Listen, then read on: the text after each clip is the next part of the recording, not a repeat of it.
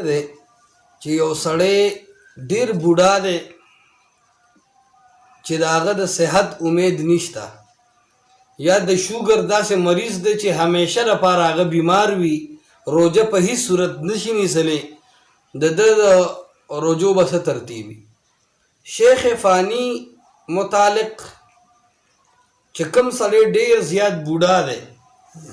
د روجې د میاشت نه علاوه هم روجه نشي نیسي، یا داسې بیمار دی چې هغه د ښه کېدو څه امید نشته، د دې د روجې باره کې مسله دا ده چې دی به فدیه ورکړي، په خپل ژوند دی ورکړي، او فدیه نصف سا یعنی 140 توله غنم چې ورته وي، نن سبا ته غالبا 150 روپۍ جوړیږي،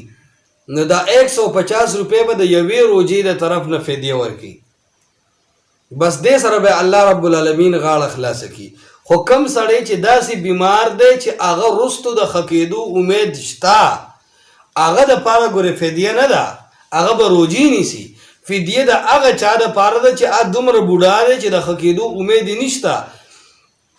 نو هغه سړی به چې کوم دی نو سرسایې برابر فدیه ورکړي، یعنی موجوده وخت کې مثال 150 روپۍ قریب داسې اندازه دی کې به هغه د یو روجې برابر پیسې غریبانانو ته ورکړي.